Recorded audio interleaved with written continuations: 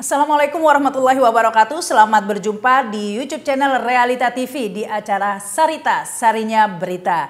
Ya, kali ini kita membahas ya soal kasus yang sebenarnya memang kerap terjadi nih ya, mulai dari banyak emas palsu, minyak kita ternyata literannya kurang begitu ya. Tapi kita tertimpa banyak isu yang serupa kasus korupsi. Tapi sebenarnya kita saat ini ingin membahas kasus korupsi yang serupa itu, ini sebenarnya mega korupsi begitu ya. Dan berhubungan langsung dengan rakyat dan sempat membuat heboh rakyat, yaitu kasus pengoplosan BBM yang sudah dikoreksi oleh kejaksaan, bukan pengoplosan tapi blending begitu ya.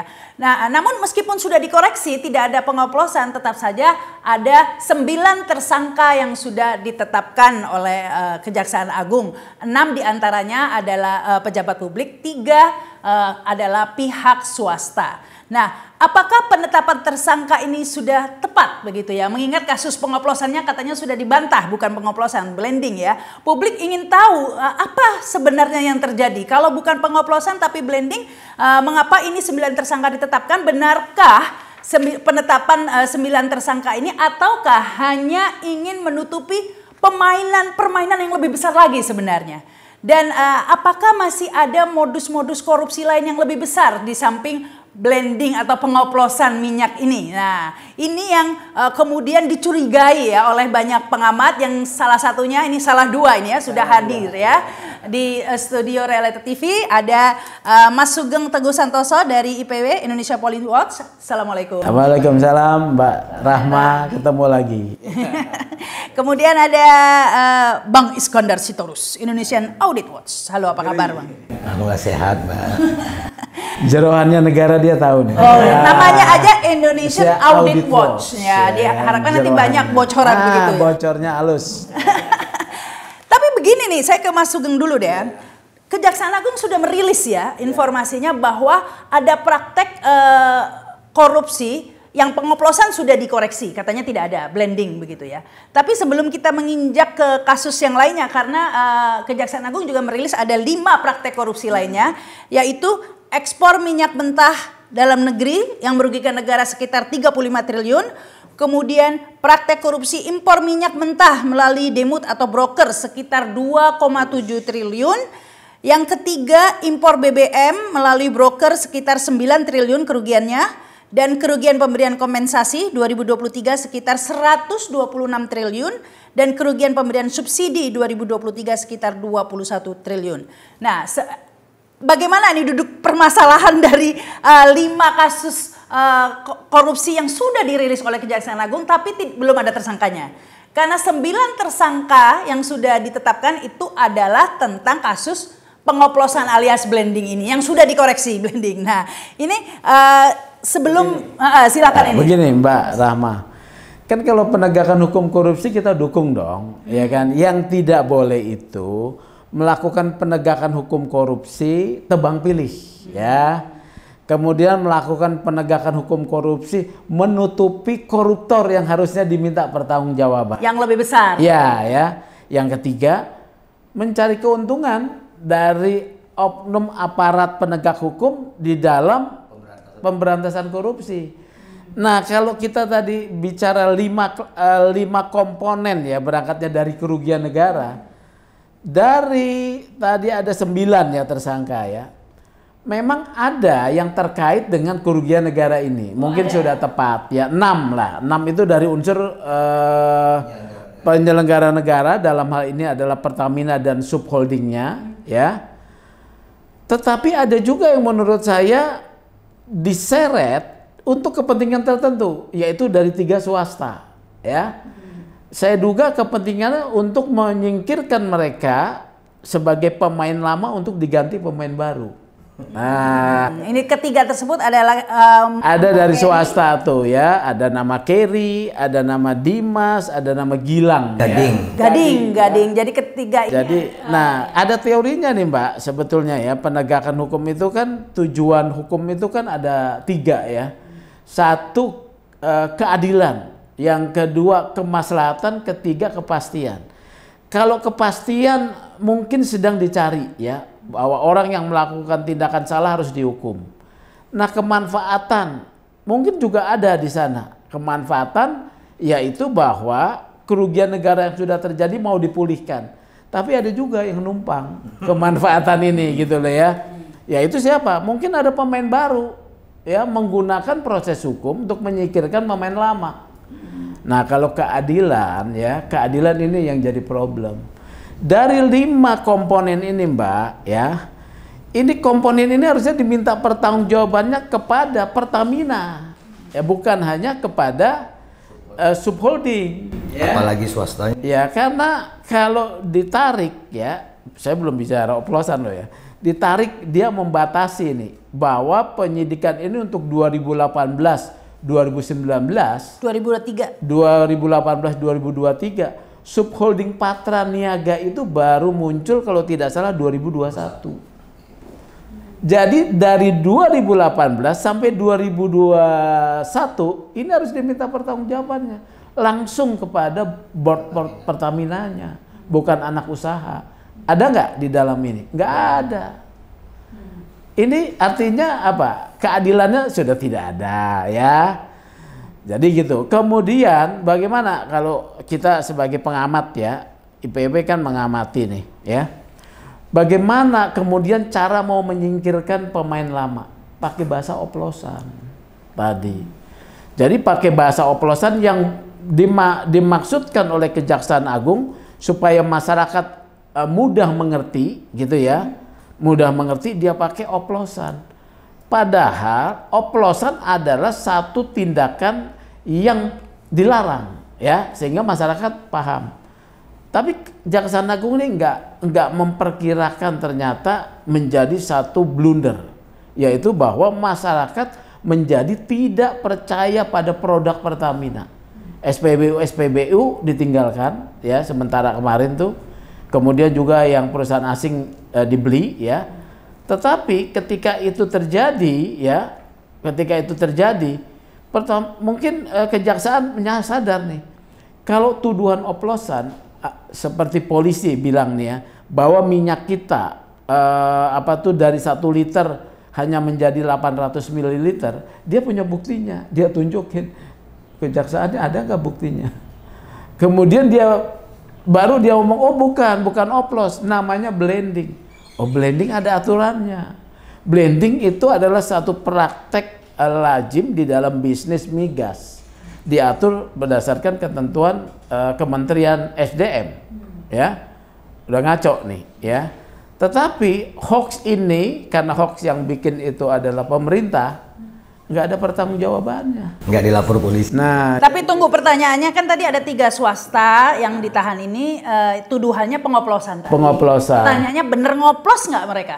Jadi begini, yang saya kan juga menghimpun data ya. Tentu kemudian saya mendapatkan data dari pihak yang sekarang ditahan nih. Ya, saya mencari sumber lah, saya dapat data. Mereka itu ada kontrak, ya. Kontraknya bahkan sebetulnya bukan di tahun 2023, dari tahun 2014 ya. Dulu namanya Intanking ya, Indonesia, PT Intanking Indonesia. Kemudian mereka akuisisi di 2018, diakuisisi ya. Jadi itu berlanjut tuh ya, diakuisisi. Nah, situ ada kontrak penerimaan, penyimpanan dan penyerahan BBM ya. Jadi mereka punya storage besar di Merak. Nama PT-nya adalah OTM ya, Orbit Terminal Merak. Nah, di dalam perjanjian itu, dalam perjanjian yang mereka buat dengan dulunya dengan Pertamina, kemudian dirubah menjadi entitasnya subholding, itu ada perjanjian selain penyimpanan itu melakukan blending atas permintaan Pertamina. Jadi mereka melakukan blending itu sebagai praktek pencampuran ya bahan bakar dengan satu zat adiktif tertentu untuk mencapai RON yang diharapkan. Itu sah. Nah, sekarang dibilang oplos ganti blending legal. Tunggu, atas dasar apa ini Kejaksaan Agung menetapkan 3 swasta tersebut sebagai tersangka ya? Jika tadi dikatakan tidak ada bukti 1 liter pun ya bahwa memang RON-nya diturunkan, karena kan Kalau sampai 2023 kalau menurut saya ini atas dasar apa? Nggak ada dasarnya ya. Kalau menurut saya ini adalah ngawur-ngawuran ya. Kalau menurut saya gitu. Atau berdasar kontrak tadi yang kontrak. Tapi di kontrak bunyinya blending. Bukan ya, oplos. Bukan oplos. Dan kontrak itu dari 2014 loh. Kalau kita mau menegakkan hukum berarti blending ya. Ya katakanlah sejak 2014 harus diperiksa ya. Ini kenapa kok hanya dibatasi waktunya 2018? Nah, itu tebang pilih. Oh, karena ada seorang dong ini. Iya, 2014 ada pihak lain. Iya, di 2018 pun sebetulnya harusnya kan tadi Pertamina sampai 2021. Harusnya kan 2021 kan baru kemudian Patra Niaga muncul. Bukan Pertamina lagi, tapi kan sudah dilakukan peristiwa pencampuran itu pun sudah sebelumnya ya. Jadi begitu. Jadi dari 2014 sampai 2018 itu 2014 itu kontraknya itu penerimaan penyimpanan ya. Saya luruskan dulu ya. Penerimaan, penyimpanan dan penyerahan bahan bakar ya. Kemudian di 2018 itu ya ada kemudian proses blending ya, ada adendum. Ada adendum blending. Nah, blending itu disepakati ya. Jadi bukan oplos. Yang kedua, pembuktiannya ketika ngomong oplos ya, ngomong oplos nih ya, kan dia harus buktikan bahwa yang dikatakan kualitasnya membuat rendah, membuat kendaraan jadi rusak, dia harus buktikan di kejaksaan. Seliter juga nggak ada. Nggak ada barang. Ya mungkin ini oplos perbedaan banyak yang nggak ngerti kan oplos blending jangan mudik sama pulang kampung gitu kan orang-orang bilang. Kalau oplos kan begini ya, ini barang kualitas rendah ya dicampur dengan barang kualitas tinggi ya, dicampur dijual dengan harga kualitas tinggi ya. Kalau blending beda, pencampuran BBM dengan menambahkan zat adiktif untuk mencapai standar kualitas tertentu yang lebih baik.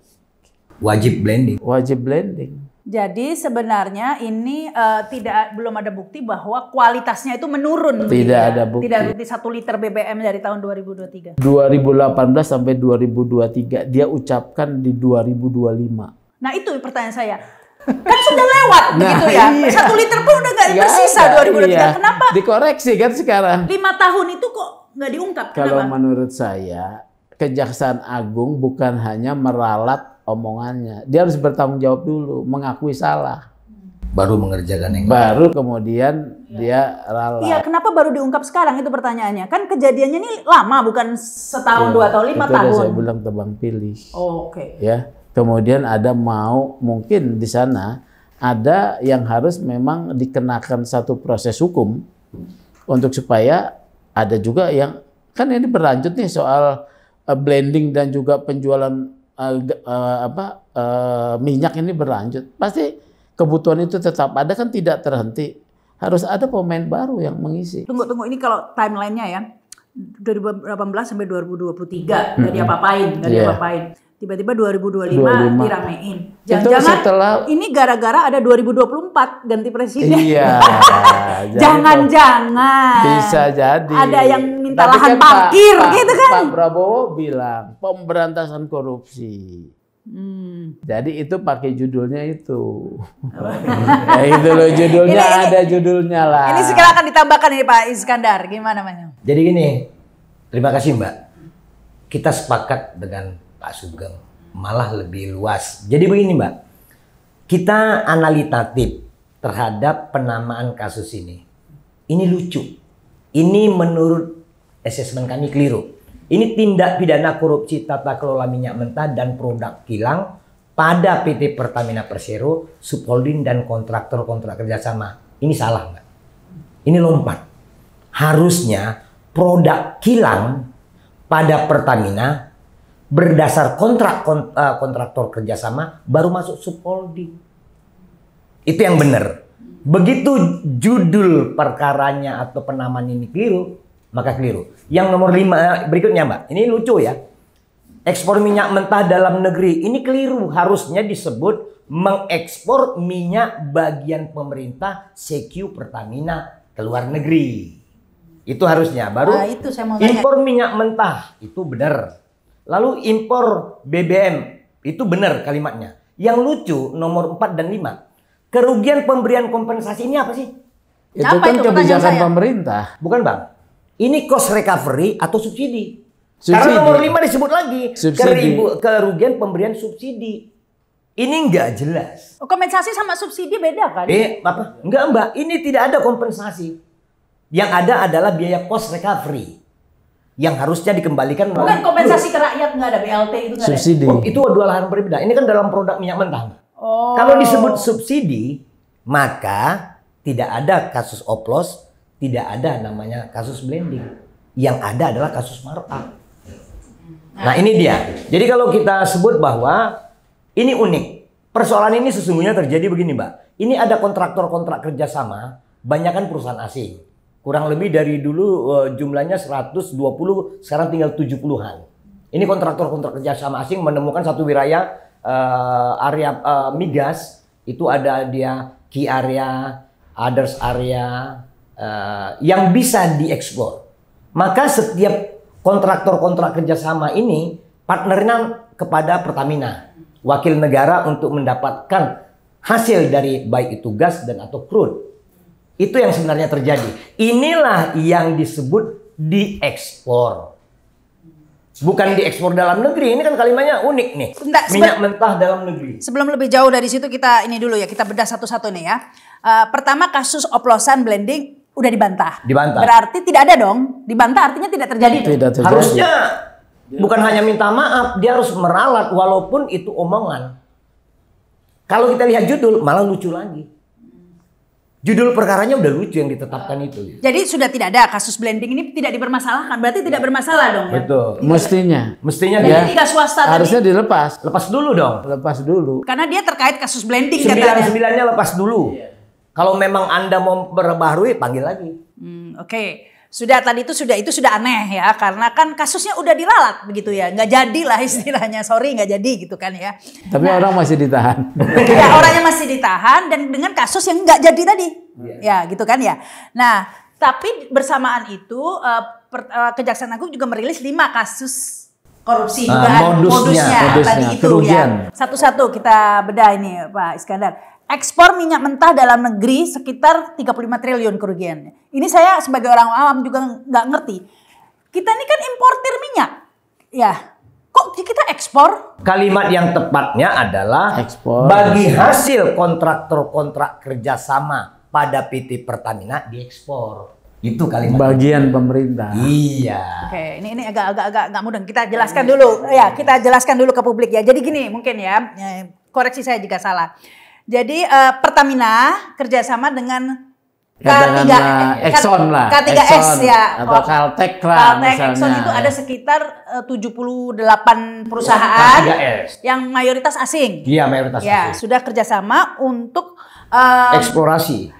di Indonesia. Iya. Yang katanya berapa barel itu Iya. ya itu kan. Hanya tinggal 800.000 barel. 800.000 barel tadi itu. Nah, itu dieksplorasi, kemudian bekerja sama ini di blending. Enggak, dapat hasil dulu. Oh, dapat hasil. Oh ya, dapat hasil berupa crude. Minyak mentah. Iya. Ya. Nah, crude ini harusnya di blending, Bagian dari Pertamina di blending dirinya sendiri harusnya. di blending oleh Pertamina, Iya. kemudian bisa digunakan di dalam negeri. Iya. Yang terjadi Ini justru Pertamina menolak untuk menerima tapi terima cash. Itulah diekspor oleh perusahaan kontraktor. Yang terjadi Pertamina tidak menerima minyak mentah itu, crude itu diberikan kepada K3S tadi itu, 78 perusahaan tadi itu untuk diekspor. Iya. Diekspor. Dijual Dijual. oleh Pertamina. Melalui SKK Migas segala macam, BPH Migas gitu ya. BPH Migas dijual. Alasannya kenapa Pertamina tidak mau menerima? Nah, kalau di dalam konsep rilisnya Kejaksaan Agung, ini ada modus yang dibentuk oleh menurut Kejaksaan Agung kepada Pertamina ya. Pertamina atau subholding, yaitu bahwa subholding ini mengkondisikan dalam rapat optimalisasi hilir ya yang dijadikan dasar untuk menurunkan readiness, yaitu menurunkan produksi kilang. Jadi seakan-akan kita nggak mampu memproduksi misalnya 1 juta barel, padahal minyak mentahnya ada 10 juta barel nih, nggak mampu. Jadi kita hanya mampunya terima sedikit, ya itu satu, ya. Kedua juga di alasan bahwa ini barang kualitasnya rendah, kita butuh kualitas tinggi. Kata mereka. Nah ini 2 alasan. Padahal minyak kita lebih baik daripada yang mereka impor itu. Yalah. Itu dia. Jadi yang berikutnya, kalau memang pernyataan Kejaksaan Agung sedemikian, Kejaksaan Agung masih keliru. Itu harusnya mereka dapatkan pengakuan dari holding, bukan dari subholding. Sebab penerima bagian negara itu, crude itu adalah Pertamina. Nggak ada hubungannya dengan swasta. Nggak ada hubungannya dengan subholding, apalagi dengan swasta gitu. Oke, jadi ini makanya itu swasta itu kan hanya dikenakan kasus oplosan, blending, nggak dikenakan kasus ini memang. Nah, tetapi tetap aja ditahan bersamaan dengan para pelaku lain. Itu yang nggak jelas. Itu tadi kan kita sudah ketemu kemudian ada satu tuduhan lagi, menerima fee atas pengapalan. Oh ya, shipping, kemahalan. Ya, kemahalan shipping. Padahal itu tidak jadi. Nggak jadi ya? Tidak jadi, shipping itu tidak jadi. Kontraknya jadi saya membaca BAP ya, membaca BAP itu ada kekeliruan membaca komunikasi antara Agus Purwono ya dengan Dimas. Nih ya bahwa ada komunikasi antara Dimas Perpasti ya dan tersangka Gading Ramadan dengan tersangka Agus Purwono selaku VP Feedstock Manajemen PT Kilang Pertamina ya yang menyatakan bahwa jaksa keliru memaknai konteks komunikasi tersebut yang disangka bahwa ada kemahalan harga 13 sampai 15%.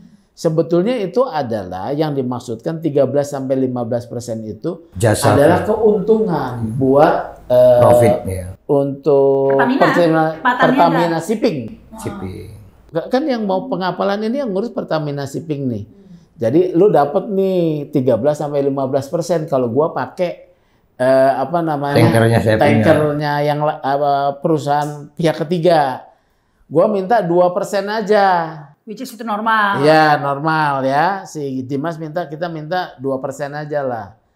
Ternyata itu juga tidak terjadi peristiwa itu, tapi dipersalahkan. Kenapa tidak jadi batal? Batal, nggak jelas. Nggak jelas pakai shipping nggak, itu iya, nggak pakai shipping yang mana tidak jadi. Jadi 2 kasus yang disangkakan udah satu di oplos sudah dikoreksi sendiri ya. Kalau Jackson dan shipping ini sebenarnya tidak terjadi. Nah kalau tidak terjadi kenapa dikenakan? Nah ini orang yang sebetulnya sudah berbuat kemudian malu mundur.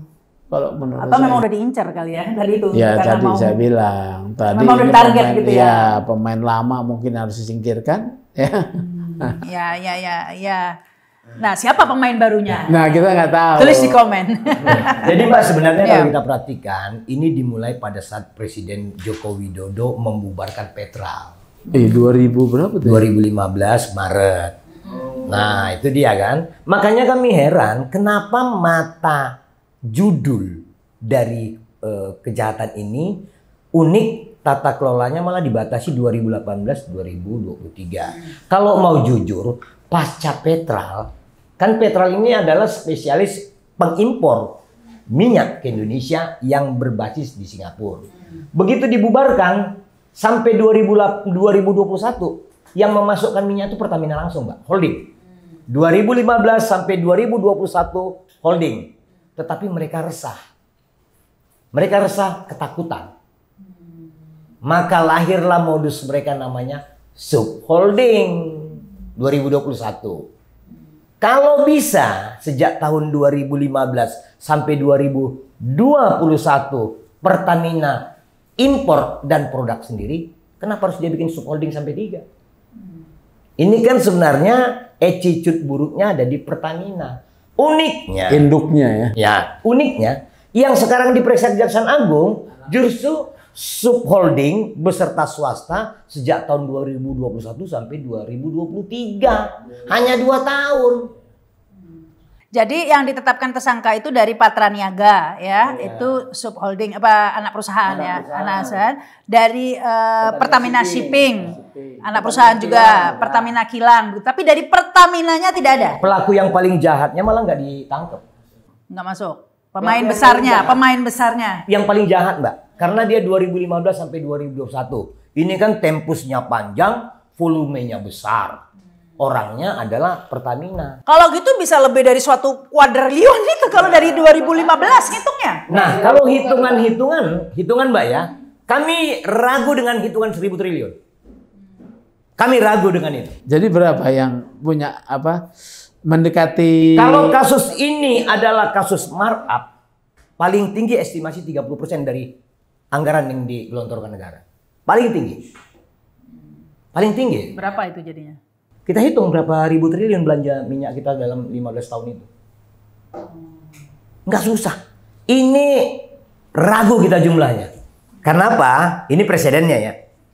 Ini 193 triliun, 7. Kalau dikali 5 aja udah 1.000 triliun kata Jaksa Agung.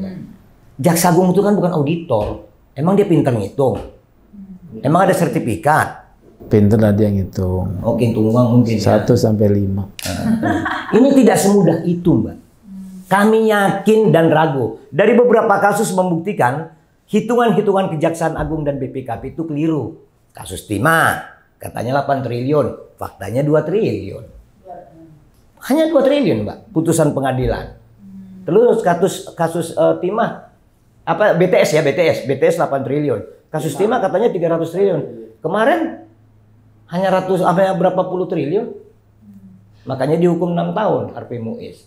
Jadi kalau kami hitung, kami ragu. Setelah kami assessment, kami ragu. Apalagi yang disebut Pak Sugeng tadi, dari oplos berpindah menjadi blending. Kemudian nama perkaranya sendiri, tuduhan itu unik. Unik nih, Mbak. Kalau yang tepat tuh habis Pertamina, K3S. Baru masuk ke subholding. Kalau ini lompat kata. Bukan lompatan kuantum. Karena memang seharusnya Pertamina berhubungan dengan JO dengan KS. Tadi itu Caltex dengan perusahaan asing bekerja sama baru dikasihkan ke subholding. Tapi ini Caltex dan ininya nggak ada yang kena. Kok belum diperiksa? Loh. K3S-nya nggak ada yang kena. Iya, nggak ada. Nggak disentuh.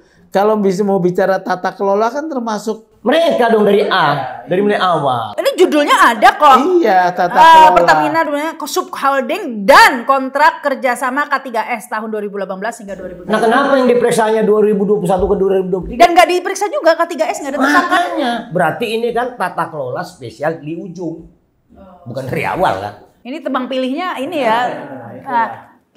Oke, silakan. Tapi gini, sebelum lanjut lagi, saya ingin tanya lagi memperdalam tadi. Jadi kita itu punya hasil bumi minyak mentah crude ya yang harusnya kita olah tapi kemudian diekspor. Ini harganya mungkin bagus, mahal harganya. Sangat terbaik ketimbang yang mereka impor saat ini. Oke, tapi yang berarti kualitasnya kurang dong yang diimpor. Masih bagus yang kita ekspor. Yang kita ekspor tuh lebih bagus harga tinggi. Harga tinggi. Sudah tentu. Kalau kualitasnya turun harganya murah dong harusnya. Harusnya murah tapi kan di up. Oh, ini markupnya ya. Itu ya harusnya kan untung ya. Kita jual barang bagus, beli barang jelek, harusnya untung dong. Kalau pencatatannya benar. Tapi Pertamina rugi mulu ya. Nah, Pertamina rugi mulu. Nah, yang uniknya kenapa ini kasus disebut oplos? Kenapa ini disebut kasus blending? Yang benar kasus ini markup. Markup tadi itu. Ya. Coba kita lihat di penghujung. Ini pasti akan namanya markup. Semua penanganan ini akan merujuk pada markup. Maka kalau seperti ini kasusnya, merujuk seperti yang disebut oleh Bang Sugeng tadi, ini postur kasusnya cacat. Kepalanya hilang, lehernya nggak ada, tangannya nggak kelihatan. Yang ada hanya pinggang ke bawah. Ini yang terjadi nih. Terus buntut. Nah, jangan salah nanti kalau majelis hakim bisa-bisa membebaskan atau separah-parahnya meringankan hukuman. Jauh dari ekspektasi. Tapi kepalanya itu siapa? Tidak salah nggak boleh dihukum dong. Kan saya bilang tadi membebaskan.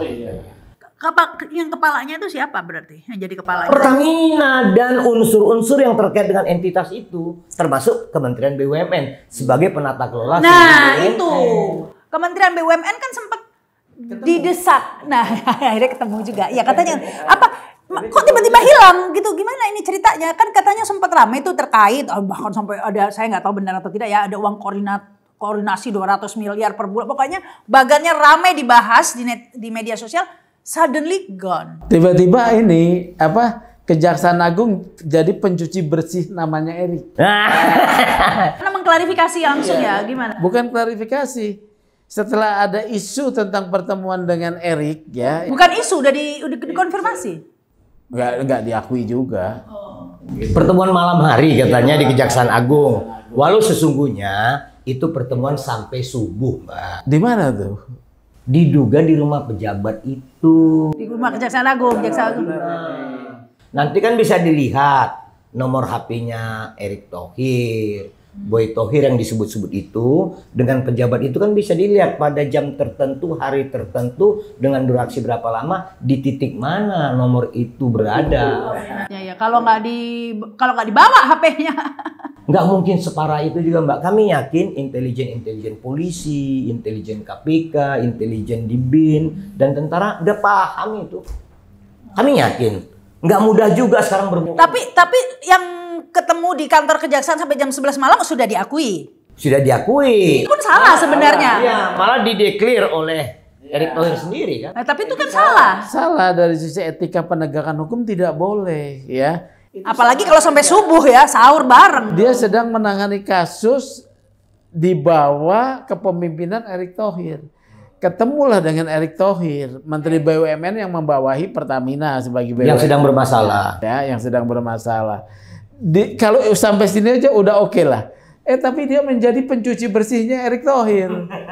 Jadi dia cuci, bukan di blending ya, di washing ya. Jadi ini sebenarnya ada perkara washing nih kan. Karena kejaksaan juga mengingat bahwa Erick Thohir tidak tersangkut begitu ya. Padahal belum diperiksa, kok tahu udah tidak tersangkut. Sudah pagi-pagi bilang bahwa Erick Thohir tidak terkait dengan perkara ini. Waduh, berapa itu? Padahal kan peristiwanya kan udah panjang ya dia sebagai Nggak, minimal diperiksa dulu lah dan kemudian ditetapkan bahwa itu tidak terkait kan gitu kan ya mestinya ya. Nanti ada cerita dia sampai jam 11 malam itu diperiksa kali. Dan ada cerita baru.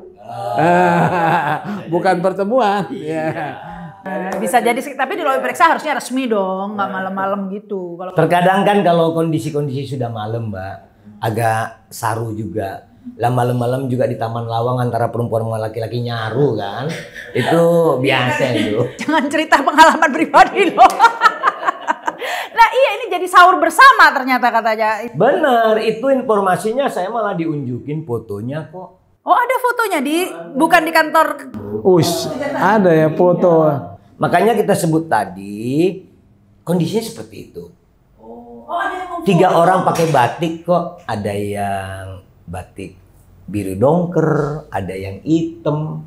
Kemudian yang menerima tuan rumah pakai kaos Calvin Klein. Wis, ngaruh ya. Jadi detail juga nih ya. Siapa aja ketemu di sana selain Erick? Kalau itu nggak usah kita sebut lagi kan udah di-clear tadi kan. Artinya begini dia, Mbak. Kalau memang mau jujur membenahi kasus. Mulailah sejak tahun 2015 sampai 2023. Itu di split 2. Pelakunya 2015 sampai 2021 adalah Pertamina Holding. 2021 sampai 2023 adalah subholding dan lain-lainnya. Baru kita enakan. Kalau dari ujung dulu baru ke belakang nggak bakalan. Tapi posisi 3 swasta yang tadi ya, Orbit Terminal Merak ya, kemudian Shipping sama yang namanya Dimas, Gilang ya, Gading ya sama Kerry, ini cuma jadi aksesoris ya. Nah kalau tadi kita lihat dari prosesnya kan gitu, Mbak. Dia bisa kok dari 2015 sampai 2021 melakukan sendiri. Kenapa lu pura-pura split jadi ada 3 subholding? Akhirnya 3 subholding ini men-split lagi kewenangannya kepada 3 swasta itu. Ini seharusnya tidak terjadi jika processing ini tidak dibuka ke arah korupsi. Gitu loh, Mbak. Jadi ya saya tekankan sekali lagi di sini kita bukan mau membela koruptor begitu ya, bukan mau membela koruptor 9. Tapi tegakkan dengan konsisten lah. Malah Mbak kami pengen koruptor sampai tahun 2015 ditangkep. Ngapain bela yang di sini, Mbak? Yang paling besar tuh di sini. Iya. Gitu Ya. loh. Dan apalagi yang lebih penting lagi menangkap penjahat yang paling jahat Yang tadi, sesungguhnya. kata Begitu. Bang Iskandar tadi, begitu kan ya? Nah, jadi ini yang kita sebut bahwa prediksi kami nama perkara ini akan berubah nantinya ketika sudah sampai ke pengadilan. Prediksi kami. Ini buntutnya nama yang benar adalah penamanya adalah markup, kasus markup ini. Jadi nama perkaranya kurang lebih adalah tata kelola tendensi markup pada pengadaan crude. Iya, jadi enggak yang tepatnya markup dalam tata kelola minyak tanah, Iya, dalam benar. produksi, dalam markup dalam tata kelola minyak tanah. Benar. Sering kok kejadian ganti judul begitu tuh. Kasus ijazah palsu tuh Gus Nur sama Bambang Tri kan judulnya pertama ijazah palsu menyebar hoax. Ketika masuk pengadilan dia bukan menyebarkan hoax. Mbak, kalaupun Dia mau- penistaan agama. Mbak, kalaupun mau ganti judul, ya diproses lah kayak Bahlil, kan ada sidang-sidang gitu kan. Kalau mau ganti gitu kan, lah ganti judul lah, tesis saja seperti itu rumitnya, apalagi ganti judul penetapan perkara, Mbak. Ini soal keadilan, Mbak. Putusannya malah penistaan agama bukan menyebar hoax gitu. Jadi nanti ini putusannya jangan-jangan markup gitu kan. Tapi kalau markup nggak masuk swasta ini nggak punya kapabilitas untuk markup Sudah anggaran. ada di sini sudah ada kalau rangkaian kerugiannya sudah ditampilkan, tapi aktornya tidak ditangkap. Gitu loh. Indikasi kerugiannya sudah ada sebagai markup, sebagai analisis tadi Bang Torus ya. Tapi aktornya nggak ditangkap. Malah yang ditangkap yang nggak terkait tadi tuh yang. Nah yang nomor 2 ini. Tadi kan sudah nomor 1 tuh ekspor minyak mentah dalam negeri. Tadi itu prakteknya kan yang sudah dijelaskan. Yang kedua impor minyak mentah melalui demut atau broker kerugian sekitar 2,7 triliun. Ini gimana ini? Kalau nomor 1 tidak dilakukan, maka cenderung minim impornya. Itu logika hukumnya. Oh, oke. Jadi tetap pelakunya adalah Pertamina. Oh, oke. Ini sebenarnya berlaku pada semua sumber daya alam. Saya ingat almarhum Faisal Basri kan suka ngomong ini. Yang nikel kita mentah di ekspor, kita impor yang lebih jelek gitu dan lebih mahal. Jadi kayaknya semua Karena permainannya seperti memang itu. ini praktek rente oleh para penyelenggara negara. Praktek mencari komisi keuntungan. Di sana ambil komisi, di sini ambil komisi. Nah, saat itu zaman dulu, zaman almarhum Faisal Basri kan belum rajin publik menguliti auditnya. Mbak, Bang Sugeng, ini nama perkaranya mengacu hanya pada audit BPK doang. Pembatasan tempusnya pun 2018-2023 audit BPK. Jadi kami mau menyebut sebenarnya kemampuan eksplor dari penyidik Kejaksaan Agung di luar tuh nggak ada. Oh, jadi ini langsung dapat dari informasi dari BPK saja, tapi tidak ada investigasi Kalau di sendiri. BPK ada laporan hasil analisisnya. Ada, LHP-nya ada. Ini semua. Tetapi narasi-narasi yang digunakan kurang lebih gini, Mbak. Ini yang kita catat ulang dari mereka ya. Nah ini dia. Dalam LHP BPK, temuan yang berpotensi sebagai penyimpangan seringkali dibungkus dengan istilah administratif seperti ketidakefektifan pengendalian internal. Padahal itu berarti ada kelalaian atau kesengajaan. Nah ini kawan-kawan penyidik Kejaksaan Agung terjebak pada narasi audit gitu loh. Bang Terus, kalau memang ada yang harus bertanggung jawab yaitu Pertamina, ya. Kemudian untuk memutuskan ekspor bagian dari pemerintah, kemudian membeli, itu kan board of director. Bukan hanya board, Pak. Itu pasti ada Menteri SDM dan Menteri BUMN. Nah, Itu pasti ada persetujuan dari mereka. pada tingkat eksekusi ya, ini kan boardnya dong, hasil rapat. Tapi dia minta persetujuan tuh. Ya, Karena itu milik negara, bukan milik Pertamina. Jadi ekspor ini nggak mungkin dong anak perusahaan yang mutusin. Nggak mungkin. Minimal Pertamina dan Menteri BUMN dan SDM. bagian milik negara, bukan bagian milik Pertamina, bukan. Ini bagian milik negara kok. Bagian milik Kalau negara. Kejaksaan Agung tidak memeriksa Pertamina, sama dengan Kejaksaan Agung mengamputasi negara. Itu artinya. Ini kayak orang sakit kepala tapi yang dioperasi perutnya. Bisa jadi. Diangkat ini. Jadi beda jempolnya, operasi jempolnya diobatin gitu. Jadi mereka ini sebenarnya kalau kita lihat adalah mereka mau mempertontonkan hal-hal yang wah isinya kosong. Ya sama aja dalam perkara Jarod Rikal, ya. Ditemukan uang 920 miliar, ya. Dituduhkan kepada Jarod Rikal. Kemudian masyarakat mau dibodohi, ya. Ini nggak disebutkan duit dari siapa. Siapa aja gitu kan. Siapa aja, gitu loh. Itu kan udah ada mau disembunyikan. Sama nih modusnya nih. Gitu. Apa sangat kentara sekali. Seakan-akan masyarakat itu nggak ngerti ya. Bodoh atau dianggap bodoh atau dicuekin walaupun lu tahu bodoh amat gue punya kekuasaan. Tapi ini perlu jadi catatan Bang Sugeng. Waktu kasus Timah kita juga teriak itu posturnya juga cacat. Nggak masuk kok RBT itu. Tapi begitu di sidang menjadi lemah hukumannya, batuk Pak Presiden Prabowo. Harusnya 50 tahun. Tadinya udah 6,5 tahun, naik lagi jadi 20. Artinya silahkan penyidik itu suka-suka lu gitu, nuntut suka-suka lu. Nanti presiden akan melihat, rakyat akan melihat, begitu dia. Tapi ini kan sudah dirilis oleh Kejaksaan Agung ya 5 modus korupsi ini, yaitu ekspor minyak mentah dalam negeri, tadi itu prakteknya, impor juga praktek korupsinya. Tapi Kejaksaan Agung menjelaskan nggak seperti yang dijelaskan tadi itu? Benar seperti itu nggak? Nggak ada. Cuma ditulis, dikasih tahu ada korupsi gini aja. Kerugian 35 triliun ini kerugian apa aja gitu? Jadi ada komponen kerugiannya tetapi tidak didalami. Siapa yang menyebabkan kerugian? Keputusan siapa yang menyebabkan kerugian? Enggak dijelaskan. Nah ini Bang, kita tambahkan sedikit mungkin. Ini kan ininya nih. Iya, itu rilis dari Rilisnya cuma terlalu sederhana. Ujung-ujungnya dikaitkan dengan subholding saja, dibatasi subholding dan juga 3 orang swasta. Nah tapi ini ekspor loh, ekspor masa urusan subholding? Nggak ada urusannya, urusan swasta nggak ada. Jadi begini dia Mbak, ini kalau kita mau merunut supaya kawan-kawan Kejaksaan Agung itu makin cerdas. Ini bocoran nih kawan-kawan penyidik untuk nangkep holding. Ini dari teman-teman auditor yang di sana. Memang rapat-rapat penentuan crude dan tata kelola itu tidak pernah dipimpin oleh Dirut. Tapi percayalah, perintah verbal dari Dirut selalu ada sebelum rapat. Itu untuk kawan-kawan Kejaksaan Agung. Pimpin jadi salah satu board direktur apa tuh? Abang bilang itu mimpin rapat. Haryo. Nah, kan dia mimpin rapat tuh. Sepertinya tanggung jawab di dia. Enggak, sebelum rapat Haryo udah dititipin verbal. Iya, Dirut. Siapa? Dirutnya Nike. Nike yang sekarang terakhir, sebelumnya sebenarnya ada juga. Modusnya selalu gitu. Oh, berarti itu dong yang sekarang kena perkara tuh. Iya, di KPK. KPK. Oh, Karens.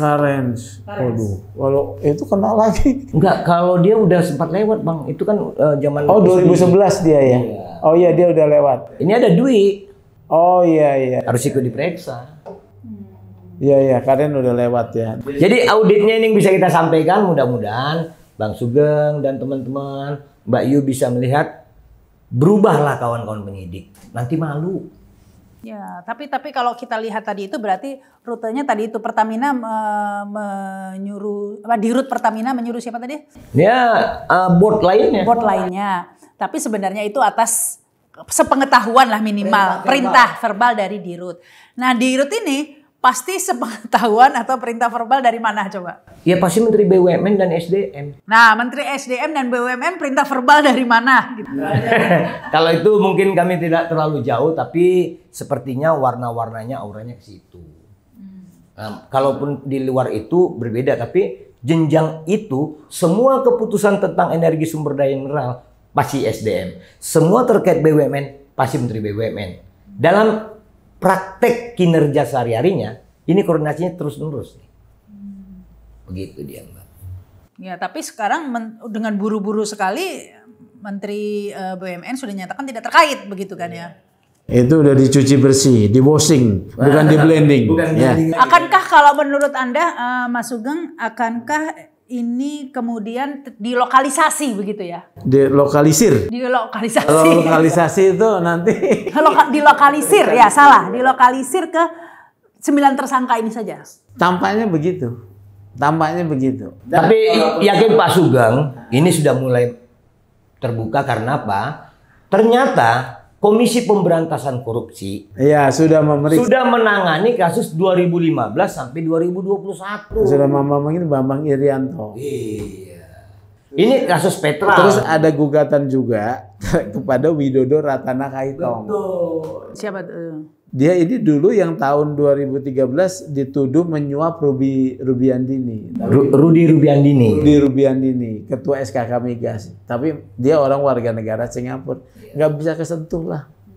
Dan dia masih sebagai pembeli loh, pembeli crude oil sampai sekarang. Dan pertanyaan saya lagi, kenapa 7-8 perusahaan yang tergabung dalam K3S ini kok tidak tersentuh sama sekali, yang kebanyakan asing tadi kata Anda tadi? Minimal dipanggil jadi saksi dulu dong. Itu kenapa itu kira-kira penyebabnya kok nggak? Karena masih ekornya yang dia pukul ini, yang masih subholding doang. Mereka nggak berani masuk ke holding. Oh, takut nanti nyebar ke, oh begitu.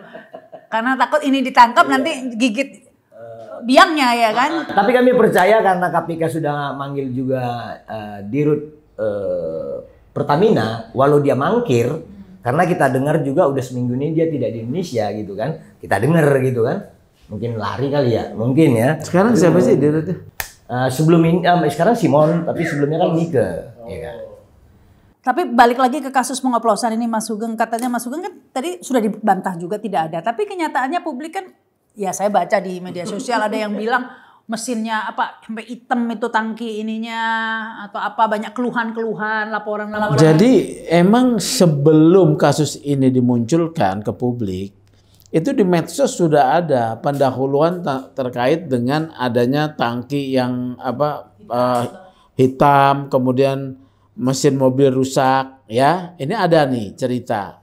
Kemudian sekarang ada makin kencang, ya. Makin kencang. Tetapi kan ini nggak pernah dilakukan pemeriksaan secara laboratoris.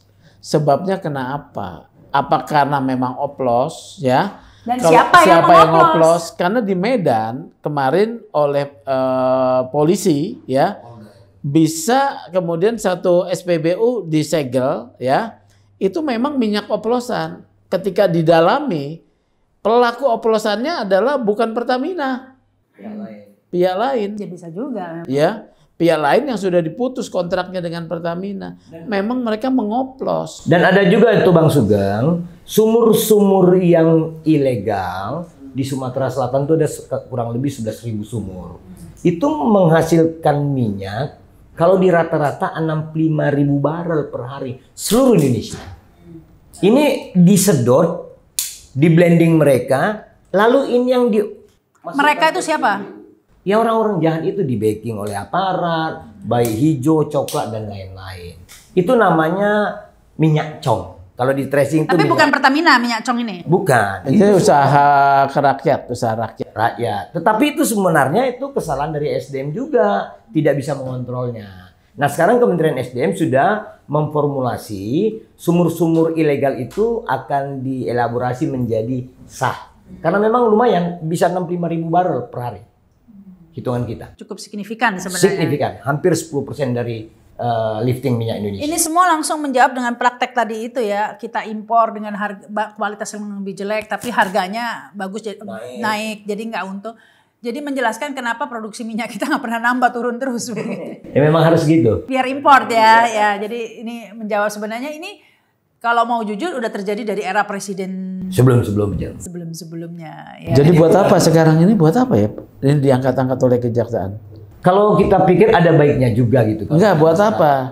Dari sisi kan ini peristiwa sudah sebelum-sebelumnya udah banyak terjadi. Kan tinggal copy paste aja penegakan hukumnya tapi yang benar gitu loh ya. Tapi kenapa baru sekarang mau diterapkan begitu ya? Banyak faktor diam itu, saja. Bang. Banyak faktor. Mungkin karena udah kelamaan. Ya udah, gantian lah kamu gitu ya. Mungkin udah kebanyakan kan gitu ya, mungkin gitu. Ya, oke, ini terakhir mungkin sebelum closing, Mas Sugeng dulu deh closing statement. Ya, saya sih berharap ya penegakan korupsi itu bukan penegakan untuk kepentingan tertentu, tapi memang untuk menegakkan hukum korupsinya supaya adil ya. Kemudian memang kalau orang yang tidak bersalah ya jangan disasar. Ya, kemudian konsisten, terbuka dong siapa pelaku-pelaku besarnya ya. Ini masa cuman pegawai-pegawai subholding itu pegawai. Nggak lebih, nggak kurang. Anak perusahaan. Iya, gitu loh ya. Jadi itu aja. Iya. Ya memang orang yang tidak bersalah ini lagi musim memang kayak sekarang Tom Lembong itu juga nggak jelas juga, yang nggak dilepas juga, buktinya nggak ada. Dia Nggak ada nggak kerugian pernah negara. menerima, dia nggak pernah menerima aliran dana Tom Lembong. Kalau dalam kasus ini ada bukti-bukti aliran dana mereka menerima nggak? Kalau ini kan bisnis, ya kan? Memang mereka punya investasi membangun storage yang besar, ya kan? Mereka kemudian harus menyewakan, itu kan mendapatkan kontrak sewa kalau saya lihat. Oke, ya tapi tidak di. Baik, silakan ini Bang. Kalau kita perhatikan, jangan malu Kejaksaan Agung mengaku kalau ada kekurangan, supaya ke depan tidak ada persoalan. Yang takut kalau pihak-pihak yang sedang ditersangkakan sudah memahami postur kasusnya, lalu melakukan langkah-langkah eksaminasi. Ini menjadi memperburuk nantinya. Saran kami dari perspektif audit, proses yang di penghujung 2021-23 di hold aja dulu, keluarkan semua para tersangkanya, mulai dari 2015, biar fair. Ini penawaran kita. Nggak ada yang dilindungi. Iya, jadi kelihatan bahwa memang kontraktor-kontrak kerjasama dan Pertamina ini adalah penerima crude itu dari hasil bumi kita. Kemudian yang memerintahkan ekspor kan Pertamina dari mulai 2015 sampai sekarang kan begitu. Kalaupun mau dibatasi 2018 sampai 2023, Pertamina juga Pertamina harus diperiksa. Bukan subholding terlebih swasta. Ini lompat katak. Sangat mudah terdeteksi, mudah kita pahami. Kejauhan gitu ya. Bukan, sangat cetek cemen. Lakukanlah lompat kuantum yang menyenangkan rakyat. Pemain besarnya ya. Selama ini rakyat mungkin ditipu dengan bahasa oplosan dan lain sebagainya sehingga emosinya gampanglah teralihkan dari kasus korupsi yang sebenarnya. Kasus korupsi sebenarnya ini pengalian isu ditimpa pengalian isu, ditimpa pengalian isu, ditimpa pengalian. Mulai dari pagar laut ada pengalian isu LPG, ada pengalian isu ini, pengalian isu sampai minyak kita Tapi sekarang. bagus Mbak, supaya semua terungkap. Tapi nggak ada yang tuntas, cuman buat basa-basi doang gitu yang dan salah. Tersangkanya salah semua begitu ya.